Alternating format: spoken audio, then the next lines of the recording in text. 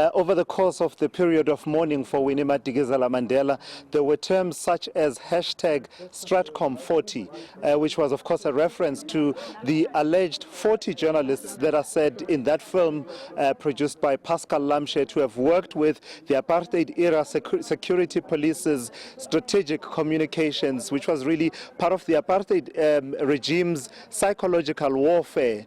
And it's said that those 40 journalists were instrumental in planting stories and pushing negative publicity and a particular narrative about the late Winnie Madikizela-Mandela. One of the people who found herself in a situation where her credentials were being questioned is Thandeka Gqubule.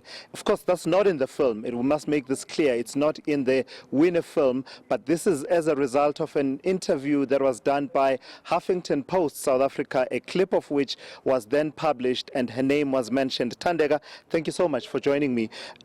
I saw you, asking Sydney Mafamadi there, the former Minister of Safety and Security, whether there was anything that was ever brought about you having worked for Stratcom, you seeking to clear your name.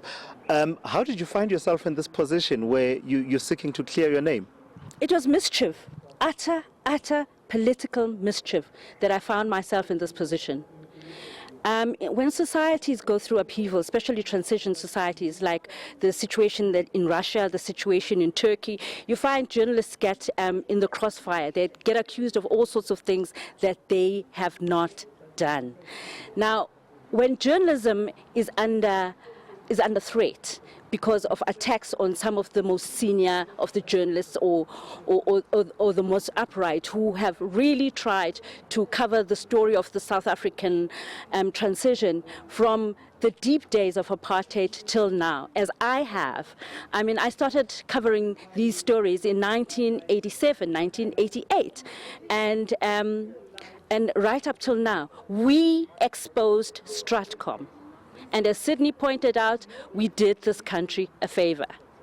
I don't know where this narrative, this really mischievous narrative comes from that we are Stratcom. We also listened to our communities when they said, we have a problem with the football club. The Nelson Mandela Football Club had gone on a reign of terror around the Soweto communities. So our sources, as I said in there, were the communities, the churches, and the members of the democratic movement. Right. So when it's suggested that this may have come from Winnie Madikizela-Mandela herself mentioning your names in one of the interviews, what would give Mama Winnie that impression about you? Well, I mean, she didn't want to disband the football club, and we wrote stories that were not flattering of the football club and its activities.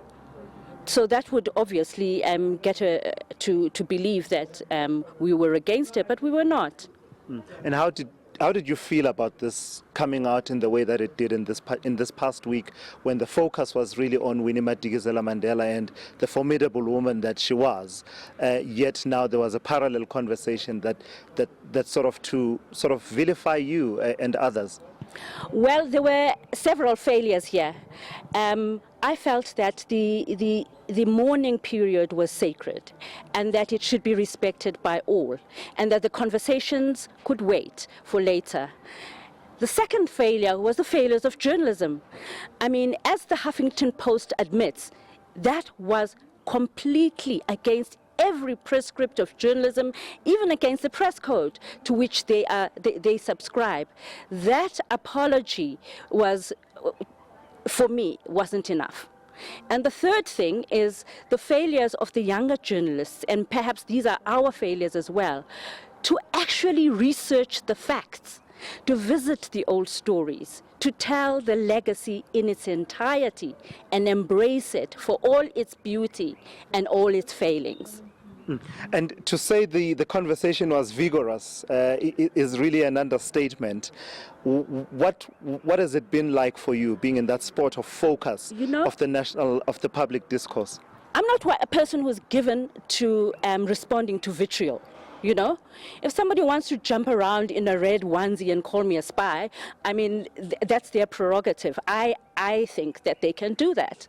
That's their right. But they must also respect my right to dignity, to truth, to being a journalist, and my right to earn a living.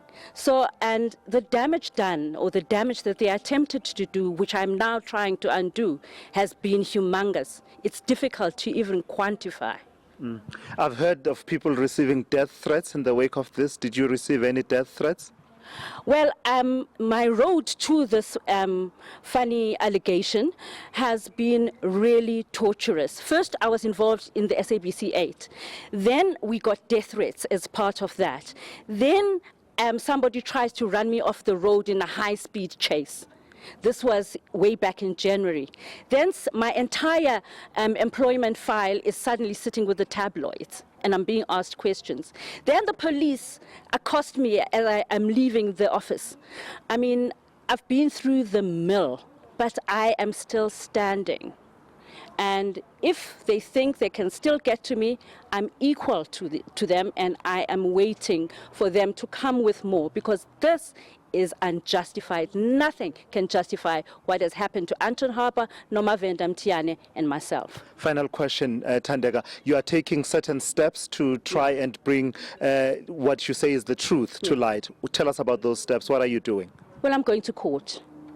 And then you'll have to watch the space as the days and the court cases unfold. Specifically asking for whatever file was kept on you by the state, the apartheid state. Not just the file. They're going to have to, tell me who handled me.